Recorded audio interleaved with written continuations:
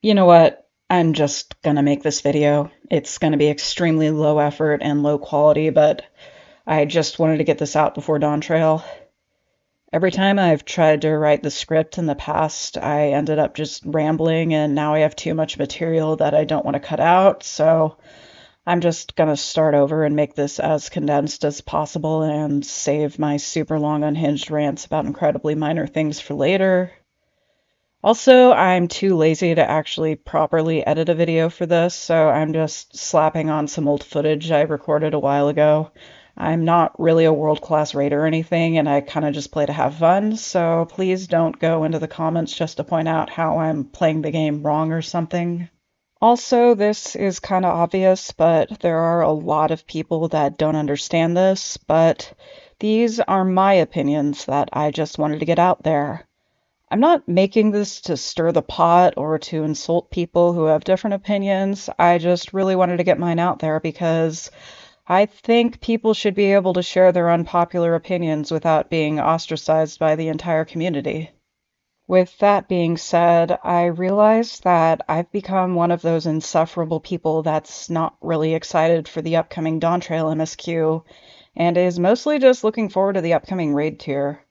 I could make an entirely different video about my issues with the raiding community and how after a long time I finally found people that I enjoy raiding with, but I don't want to spend too much time on that right now.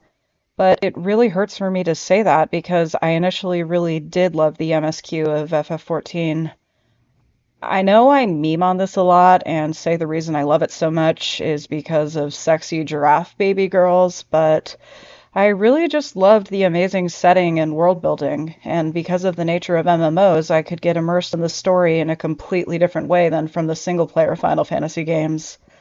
Of course, the reverse is also true, and there are things you can do in a single player story with a static protagonist that you can't do in an MMO, and I'm in no way saying the story of 14 was ever perfect by any means, but the point is I was absolutely hooked. I had a lot of fun building my Warrior of Light story around the world of Eorzea and the events of the MSQ, and I was really excited to find out what happened next. ARR's story was slow and awkwardly paced, but looking back on it, it did a really good job at establishing the setting and the characters, and I'll never forget the adrenaline rush I got running the Praetorium for the first time. Keywords first time. But Heavensward was really the expansion that made me fall in love with the game. All of a sudden, I was embroiled in super intriguing political drama, caught between two sides of a thousand-year war with heroes and villains on both sides, and I could talk for hours as to why Heavensward is the best expansion, and I want to make another joke about sexy giraffe baby girls here, but this is already getting longer than I want it to be. But then, somewhere along the way, things changed. And you know what? I'm just gonna cut to the point. The MSQ has steadily gotten increasingly more disappointing to me. Like, all of a sudden, everything I initially loved about the story started to disappear, and eventually it just turned into some shonen anime power fantasy where the entire world just revolves around your character, and that's just not the kind of story I want to experience. My biggest complaint is that they literally just shoved all the politics to the side.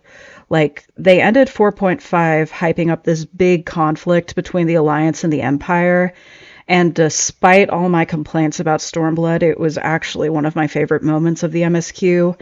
And they even showed the conflict in the Shadowbringers trailer, but then I just got isekai'd into a completely different world, and characters kept telling me that I had to keep doing this stuff in the first in order to prevent the destruction of everything I know and love.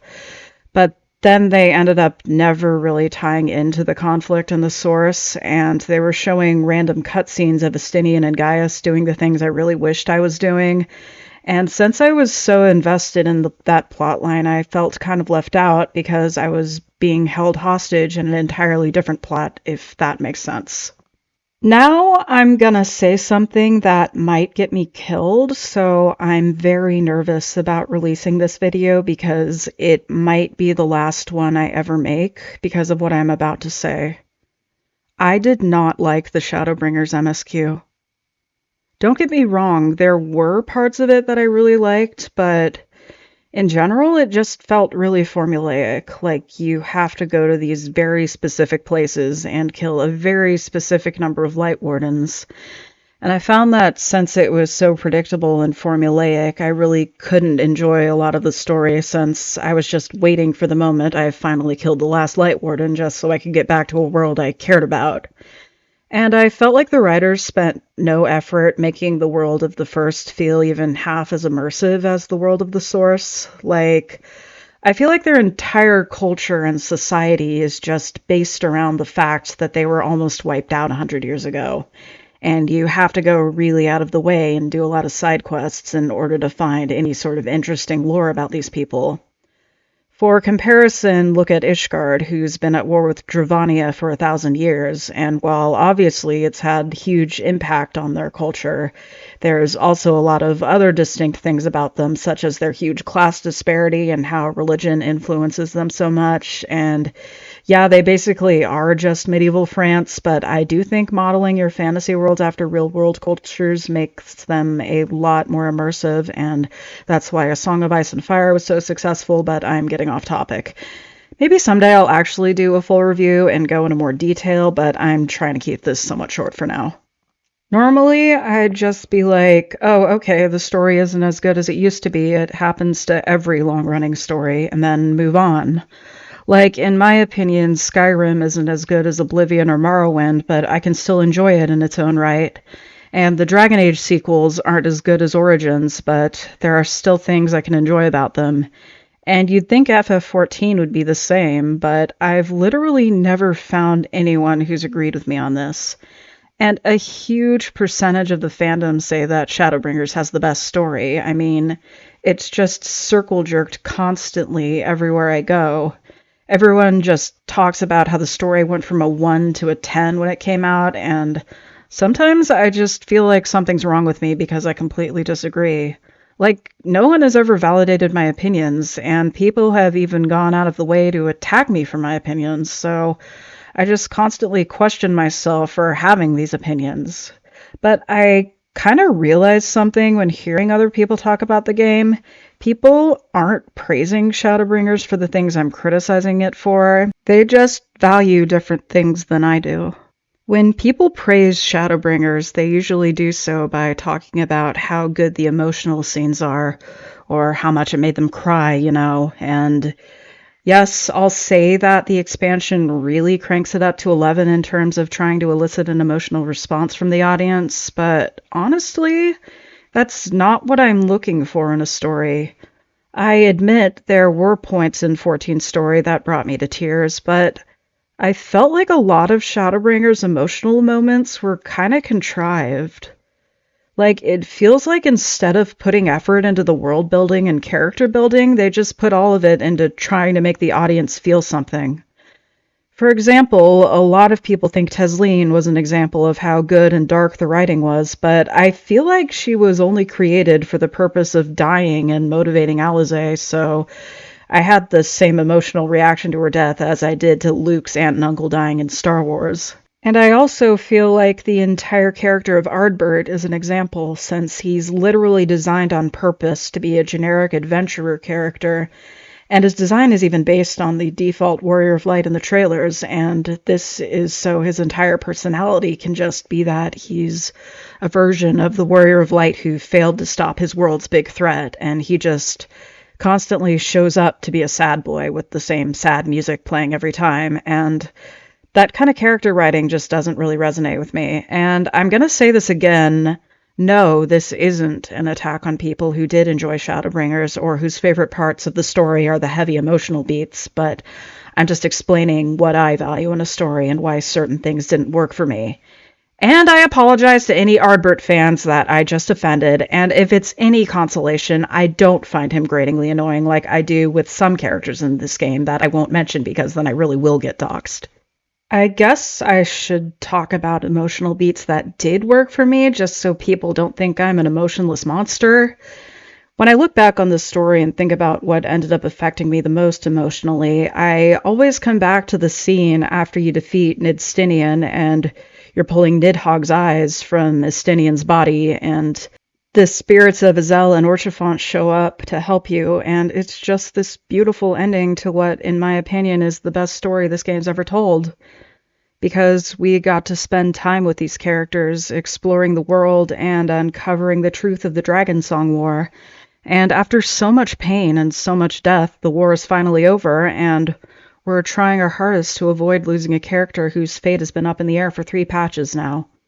For me, it really works because they took the time to develop the world, then develop these characters based around the world, and the emotional payoff really feels earned. Whereas with Shadowbringers, I feel like they just took a lot of shortcuts and skipped right to the emotional stuff, which for me made it have less impact. I'll wrap up because I want to move on, and because this video is already over 10 minutes long, despite me trying to keep it as short as possible. But despite everything I said, there were a few things I did like about Shadowbringers. Like, I think Thancred and Reen's story gave some good closure to Minfilia, and I really do think Emmett Selk is a great villain. However, I can't say the same thing about Endwalker. The more I think about the MSQ of Endwalker, the more I hate it. Yes, I had fun playing it and finding out where the story would go next, but after the dust settled, it just made me angry. And yes, a lot of Endwalker was developed during the pandemic, which caused a lot of problems, but a lot of my personal issues with the writing really started with Shadowbringers for the reasons I was just talking about. I keep hearing that they originally had plans to have separate expansions for the endings of the Hydaelyn saga and the Garlemald saga, and I feel because they condensed this, the Hydaelyn part of the plot got all the focus while Garlemald was done dirty. First of all, the first major red flag was when Xenos killed Varys in a cutscene. Not only has Varys been a looming presence since the ARR patches, but he was set up in 4.5 as being a major threat in one of my favorite cutscenes in the game. But since said cutscene didn't have any epic battle sequences, I guess it didn't matter in the long run, and the only real send-off to Varys we got was in Bosnia, where we fight a memory of him. Meanwhile, Xenos already had plenty of screen time. He had an entire expansion where he was the main villain. He was defeated and then miraculously revived, but I guess the writers decided he was a more marketable villain than Varys, and I know it's because he's a Bishonen pretty boy who's more combat-oriented instead of a middle-aged politician. Having Xenos kill Varys had the exact same energy to me as Ramsay Bolton killing Roose in Game of Thrones. Roose was a far more fascinating villain than Ramsay, but he was also far more complex. But since David and Dan have no idea how to write nuanced characters, they just killed him off without giving his story proper closure and just focused on the one-dimensional younger characters. Now into the actual expansion, let me reiterate the Garlemald plot was done so dirty. First of all, they had the Alliance leaders make cameos where all they did was tell the player they wouldn't be accompanying them to Garlemald, which felt like such a huge slap in the face. All of these characters have had such a huge presence since ARR, and they've helped make the world feel alive, and just screw them over like that is such a disservice to the story. But I guess they're just boring politicians whom the Warrior of Light would never want anything to do with, despite the fact that they've worked together closely for years and literally saved one of them from being executed and literally went on a date with one of them, but who cares about them? And they also had this section that supposedly rewarded people who did a lot of side content, such as job quests, and by reward, I mean you get like one extra line of dialogue and then they're forgotten about. But this massive everyone is here moment was really just these are the writer's favorite characters and screw everyone else moment, since I just remember the characters from the steps getting so much more attention than everyone else. And also Amanolin, who's forgotten all of his character development in Heavensward and the Firmament quests and is just an absolute buffoon again, because that's more entertaining than actually seeing how characters grow over the years. And speaking of characters not having development, I'm about to drop what might be my hottest take yet. The Scions are some of the blandest characters in the entire game, and this has become especially egregious in Endwalker when they take up so much of the spotlight. I mean, I've always kind of found them bland in comparison to characters like the Alliance leaders and the Heavensward characters and Cid and the other Ex-Garleans. But I didn't really care because they were honestly kind of minor characters initially. And when they did have time in the spotlight, it was because they were doing something that was related to the plot, such as Thancred getting possessed by La Habrea, or Alphino thinking he knows more about the government than actual adults and getting us banished to Ishgard as a result. And at least they gave Thancred a story arc in Shadowbringers other than, this is what I've been up to in the first, just waiting for the Warrior of Light to show up and fix everything. But in Endwalker, literally their entire purpose was to just stand around behind you looking like cool anime characters. Like, there are just so many scenes where they're just all standing there while maybe 2 or 3 people actually talk. I'm kind of just rambling a bit, but let's go back to Garlemald. I feel like so much of the Garlemald section was just focused on the twins, even though they had no prior relationship to Garlemald, and I won't get too much into this, but I personally was not a fan of their story here, even though they had potential with them being held hostage for a cutscene, but it only lasted a cutscene, and I felt like there were no stakes, and the only interesting new Garlean character just ended up unaliving himself for shock value. But once again, it didn't have that much impact because he wasn't there for that long. There's definitely a lot that I feel like I'm leaving out, but I've already written like an entire page on Garlemald, which is what I wanted to avoid, so I'm gonna move on. I was never that invested in the Hydaelyn Zodiark plot, since I care more about the actual world than the more supernatural side of things, but like, I don't have any major problems with Hydaelyn and Endwalker. Her story was concluded, and that's fine. But I do have issues with how Zodiark was killed off early in order to make room for a Deus Ex Machina final villain. I feel bad saying this because I actually love Medion's character and design, but once again, I'm gonna relate this to the latter half of Game of Thrones because she kind of feels like something David and Dan would pull in order to subvert expectations. It's not something that really personally offends me because, like I said, I was never really that invested in that plot, but I can see why other people would have issues. But I was personally offended by Fandaniel's entire existence. Because I feel like he was designed on purpose to be the most annoying villain of all time, but the plot still takes him super seriously and gives him way too much power.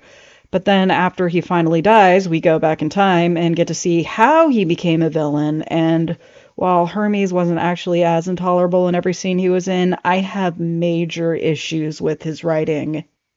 One time I said on Twitter something like Hermes was a terrible depiction of depression, and someone got really mad at me and sent me a really rude reply. So I just want to say that it's not a completely accurate description, because my real opinion is that Hermes was one of the worst depictions of depression I've ever seen in any media. People always point to the scene where he talks about how depressed he is no matter what he does and no matter all the good things in his life, but like, that's literally Depression 101. It's not a mind-blowing realization that depressed people don't choose to be depressed. And then, of course, since Hermes is depressed, he turns to absolute nihilism and decides to just let his pet bird destroy the entire world and everyone he ever knew, even though 5 minutes ago he was angry that imperfect creations were being destroyed without a chance to live, and they try to portray all of this as sympathetic because look at how depressed he is. Now, fortunately for me, I am not alone in my opinion that Hermes is a terrible character and an almost offensive portrayal of depression. I even had friends complain about this to me during my first playthrough, but at the same time, I've had people try to invalidate my own struggles with depression and mental illness just because I don't relate to someone who just resorts to genocide when he's depressed. And actually, I did really like the Sundering scene where they played Answers, you know, the scene, that one. Even though I didn't like what led up to it, I do think it was beautifully done. Unfortunately, it just went downhill from there because, in my opinion, Ultima Thule was one of the most contrived sections of the game, if not the most contrived section. Like, I knew they weren't going to kill off any of the Scions, especially after not killing any major characters since Papalymo, and especially not literally all of them. And I have to physically stop myself from writing an entire page about just why I hated it so much. Anyway, eventually they're all quote unquote dead, and you have to walk to the final area alone. Only there are visions of everyone you met along the way helping you. Only they just reuse sound clips from previous expansions, and they're just blobs of light or something. Because if you're not a Scion, you're not an important character. And then Emmett Selt comes back from the dead and revives all the Scions like nothing happened, with no consequences whatsoever. Like, I know they literally just stole this plot from Sailor Moon, but at least in Sailor Moon, when they eventually come back to life, it's without their powers and memories. Anyway, then you literally stop Meteon in the final days with the power of friendship. Like, you just tell her to stop being sad and she gets better. And then it's over until Xenos shows up and fights you for no other reason than he wants to find you.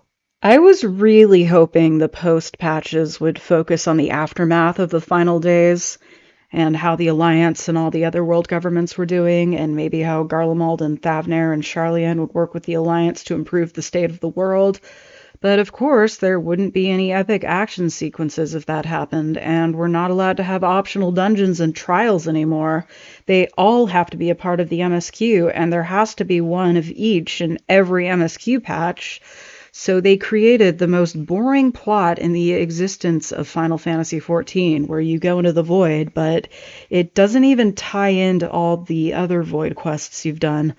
Although, to be fair, those were all optional, or should have stayed optional, looking at you, Crystal Tower. Anyway, I'm now staring at my ceiling. It's a completely smooth white ceiling, and there's nothing on it.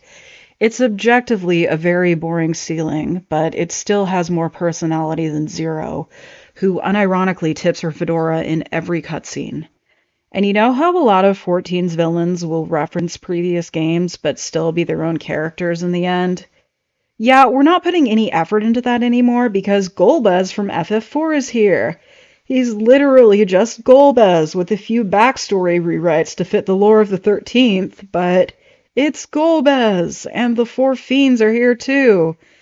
And you get to spend 5 entire patches on this storyline, which ends up just going in circles. Like, after you beat all the fiends and finally defeat Golbez, he says it was his plan all along, and now you have to defeat Zeromus, who was the Deus Ex Machina final boss of FF4. And after all of that, we had a third of a patch left to set up Dawntrail, and I feel like they didn't really do enough to get me excited. Actually, there are a few things that give me a little hope. First of all, I heard they're getting a new lead writer, and I actually have no idea how the writing process for this game works because there's surprisingly little information about it online, but I'm just hoping they go back to a style of writing that puts the world building before the heavy emotional beats. Also, they did tease some political drama since there are different factions fighting for the throne in Tyrol, and they did mention that one of those factions wants to invade Garlemald. So I'm hoping they actually follow through with this plot and give the Garlemald plot the justice it was robbed of in Endwalker.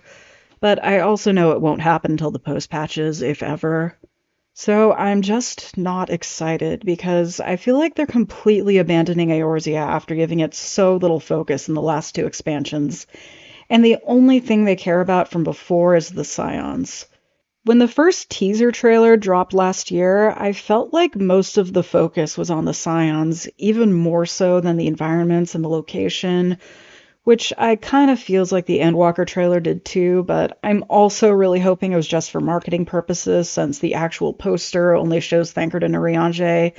And even the last bit of MSQ before Dawntrail showed that a certain character whom I really can't stand is staying behind in Charlian, and I'm really hoping this stays true.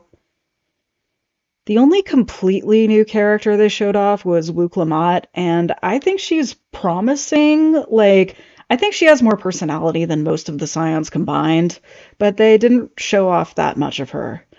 They're also planning on fleshing out 2 older characters, but they aren't really getting me that excited either. The first is Erenville, and once again, I'm about to offend a lot of people, but I think Arenville's entire personality is being a breedable twink, and all he really did before was unionize the Gleaners or something. The other is Kryl, who's been a character since the Heavensward post patches, and honestly, I never found her interesting.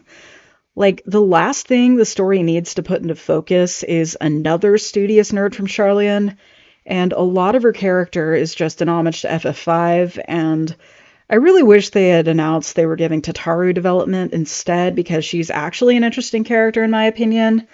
But of course, she's in the ranks of the many interesting characters in the game that are sidelined in favor of the Charlian Scions. And of course, my opinions have the potential to completely change if these characters suddenly have really interesting and well-written story arcs and character development. But the point is that so far, nothing's really happened to get me excited for them. That's kind of all I really wanted to say for now. I know this wasn't the most well-written or well-organized video essay, but I really just wanted to get something out there, even though I'm actually terrified that people will be angry with my opinions, because people have been angry with me over my opinions in the past. But like I said, I think people should be able to share their opinions without it being a personal attack on people who don't agree. And I know that a lot of people are gonna disagree with me, but all I really ask is that you respect that I feel differently, and that I'm not really here to try to persuade people to change their opinions to match my own. I just want my voice to be heard, you know. But if you enjoyed hearing what I had to say, consider liking or subscribing, which will encourage me to make more video essays. Maybe I'll even get into more details, I don't know, but I hope we can all find something to enjoy about Dawn Trail, whether it's the MSQ or the raids or even just the new color slots.